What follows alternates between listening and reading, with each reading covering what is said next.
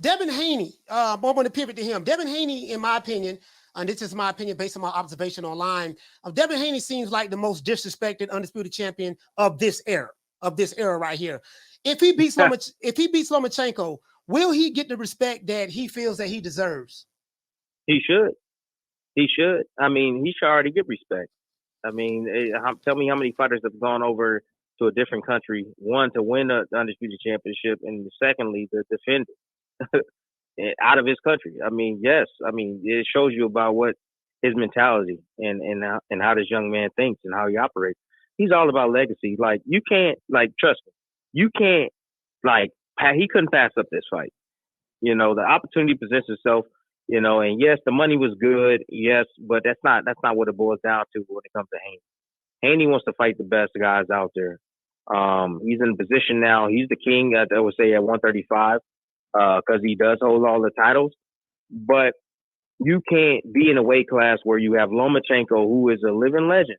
He is. He's a living legend, and he's already with how many fights he has, he's a legend because what he's accomplished in a short period of time is unbelievable. At the end of the day, and you got to give him his just due. He's fought in many championship fights.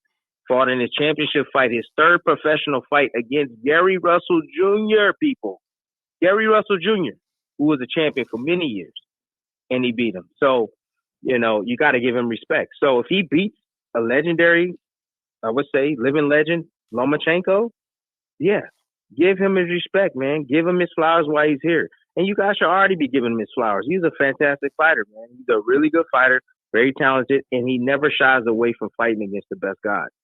You know, so it's hard to find guys like Haney. It's hard to find guys like him now. I want to touch on this a little bit, just very shortly. Now, I'm glad you brought up Lomachenko. One of my biggest gripes from you, Teddy Atlas, Letterman. I felt like you guys is hyping Lomachenko up too much.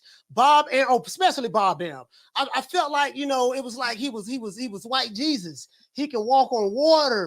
if he stick his finger in a glass of water, he could turn it into wine. And Bob Arum is saying that Lomachenko is greater than Ali. This is the best fight I've ever signed. Like me, somebody like me, I'm a hardcore boxing fan, Tim. I'm 49. Yeah. I've been watching this a long time. And I'm like, what kind of shit is this? What the hell? You know, like, you get what I'm saying? I'm going to tell you another. Hold on. I'm going to tell you one thing that pissed me off the most than anything. 2017, 18, I think, Terrence Crawford became the undisputed junior welterweight champion of the world. It was Terrence Crawford. It was Andre Ward standing right next to each other. Terrence Crawford was 32-0. 2-division world champion, undisputed at 140. He just beat Ndongo. And Andre Ward was standing right next to him. He was 32-0. And Teddy Atlas looked both of those men in their eyes. And I think Lomachenko was either 10, I think it was 10-1. And he told them in their face that Lomachenko was pound for pound number one over both of them. Man, I've been mad at Teddy Atlas every goddamn since. I'm dead ass serious, bro. I've been 38 hot, and I was mad at you too. I say, man, god damn, man, y'all they praising him too much. Y'all talking like, what did I? Oh my gosh. Do you remember what I said? Oh my gosh, Dre, I never seen anything. Of course, I always come with the hyperbole, but oh my gosh, I never seen anything like this, Dre. Look at the way the sweat fell off his forehead when he turned around. So I always make mockery of it, of course, and I use a lot of hyperbole and I joke a lot. But tell me why is that? Why is that? Explain that to me. Well, the thing is that Lomachenko, first of all, like I told you, everything that Lomachenko has been able to accomplish, you don't see anybody else able to attain it or do it. Mm-hmm. You know, third professional fight. I mean, the only other one that I can compare him to is Carissa Shields. That's the only other one. You know, what he was able to accomplish as an amateur. On top of that. Winning another world championship, 7 professional fight, and then another one at 13. Like, man, it's unbelievable what he's been able to do. Then you put the footwork on top of it and how he goes about his business inside the ring. You know, a lot of the guys that, you know, get a bad rap is the ones that fight off the back foot. Mm. Lomachenko does a lot of stuff off his front foot. You know, he's aggressive. He has to. He has short arms. You know, he's there inside the pocket. He gets around guys. His footwork. Tell me, how many guys have you seen besides Pernell Whitaker that can get around guys, you know, that can get around guys the way he did. The way he did early in his career. Tell me. Willie Pep? Who else? Willie I Pep. mean, What about Nicolino Loche? I kind of like Nicolino Loche. Yeah, but Loche didn't do it like Loma. Nobody has been able to get around that weak side and get around that right side as well. The way this guy has been able to do. Yeah, you know what I'm saying? Pernell Whitaker, but Pernell did it a little bit different. Yeah. You know, but not like him. And Pernell can be in your face as well, and he can hit you, and he can be off his back foot. I mean, Pernell did a lot of things, but you know, in this day and age, Lomachenko, and watching him and his footwork, and he does have some holes in his footwork too. You know, Jim's, what up? He's put out a lot of videos, and we've talked about, you know, some of the things that he does wrong with his footwork. But you know, you don't see fighters like that. You don't see guys making guys quit, you know, on a stool because, you know, they're getting beat up and then they can't hit the guy and the guy is right in their face. You don't see that. So when I talk about Lomachenko and I talk about him as a legend, a living legend, and so on and so forth, it's all the above that I talked about, all that I just said, all of that. That's what makes him a fantastic fighter, and he's always fought the best. If you go and you look at his resume, man, and you look at all the guys that he's faced, these are all killers, man. All these guys that he's faced is killers. And all he's after is legacy, greatness. That's it. It's not about the money. He gave Haney money for the belt, for the undisputed opportunity, for the chance to fight for the undisputed. Understand that. He gave him money out of his money. You know, he has a minimum. Haney wanted another $1 million. He gave him his own money. That way he can have an opportunity to fight him. How many guys do that in the sport? Not many. I'm glad you went there. The Devin Haney, explain that to me because Devin Haney. Damn, I don't want to go through all this shit, man. But let's just hit it. Devin Haney ended up becoming a WBC champion. You know, he got elevated to it, right? Mauricio Sulaiman, and this is pivoting to my next question. Mauricio Sulaiman created a belt out of nowhere, which was the French. I call it the French fries belt. What they call the franchise belt. And they elevated, that's the term they use, Lomachenko to the French fries belt. And then the belt that Lomachenko had, he either got stripped of it or he dropped it. And Devin Haney, because he was the WBC intern champion, he got elevated. People said that Devin Haney didn't fight for it. He was an email champion and all that stuff there. And Lomachenko fought Teofimo Lopez. And then they said the winner of that was undisputed champion. I say they wasn't undisputed because when you look at the list, when I'm talking about the boxing historians, now I know that ESPN has an undisputed list. And I know that when you just look at boxing and overall, they have an undisputed list in the 4-belt era. The guys that I see in the 4-belt era outside of ESPN, the top rank is Bernard Hopkins, Jermaine Taylor, who beat him. 12 years later, Terrence Crawford, Alexander Usyk a year later.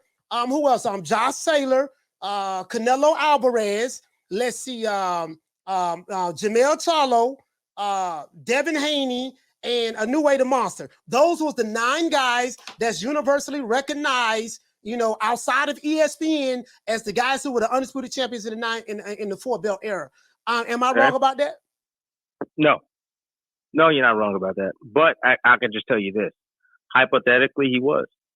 Hypothetically, he was. Now, whatever that means, what I'm trying to tell you is that Lomachenko never lost a title inside the ring.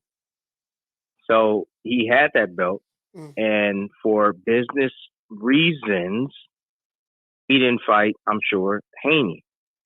And so they elevated him to the super champ. Haney obtained the belt. He fought. And he got beat by Lomachenko, or got beat by Lopez. Lopez.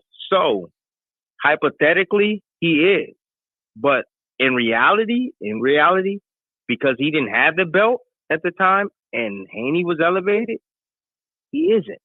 You understand that? So he can go around and say, I beat the man. I beat the man that beat the man. Lomachenko never lost that belt in the ring, and that's the reason why he can run with that title and say, I was undisputed champion. You know, hypothetically. Yes, he was. But in reality, he wasn't.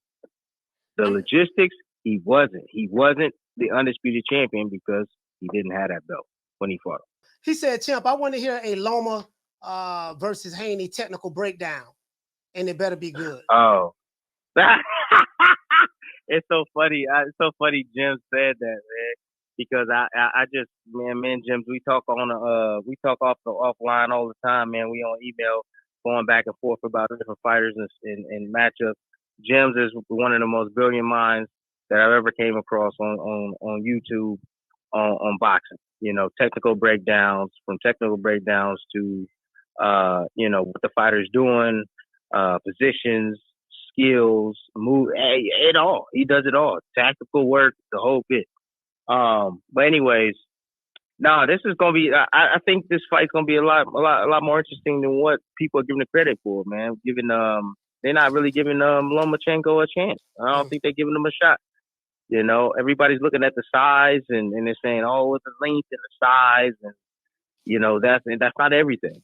That's not everything. We talking about the technique of both of these guys. I think that Lomachenko has better technique. I think his punch selection is minimal, but I think he has the right punches to give Haney problems, which are the straighter punches. I would say Haney definitely has to control distance, and that doesn't just mean going back off the back foot. That means going forward as well. I would say that Lomachenko, he has tendencies to get himself out of position quite often, where he squares up. He'll bring that lead foot back to where he'll square up.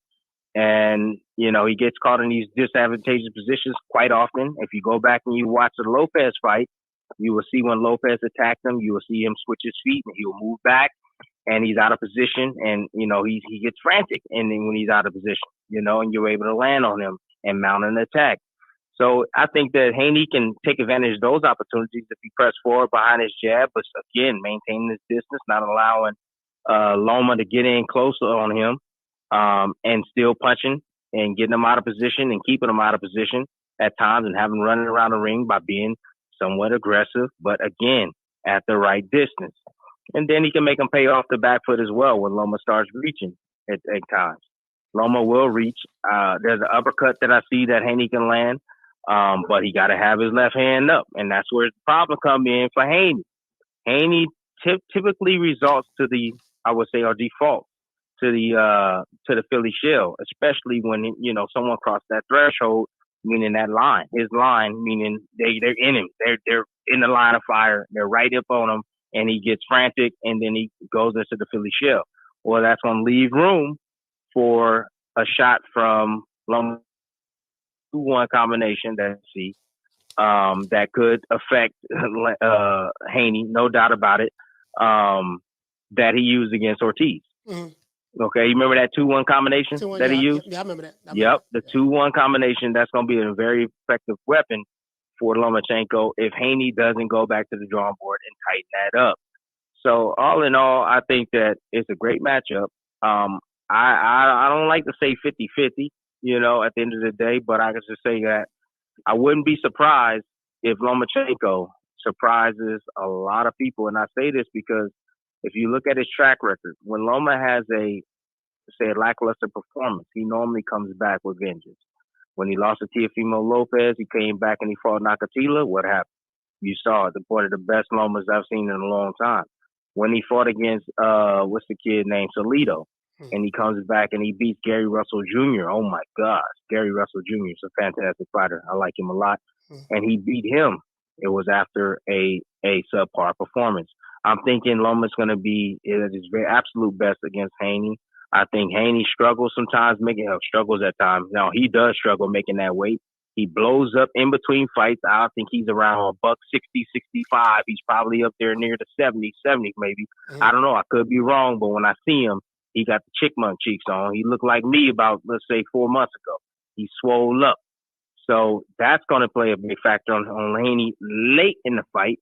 So Loma typically comes on late. Okay, guys? He starts putting the pressure on late. He starts figuring out your rhythm. He starts figuring out your exits. He starts figuring out your pattern, your attack patterns. He starts figuring that out. And once he does that, that's when things going to get interesting. Okay, at the end of the day.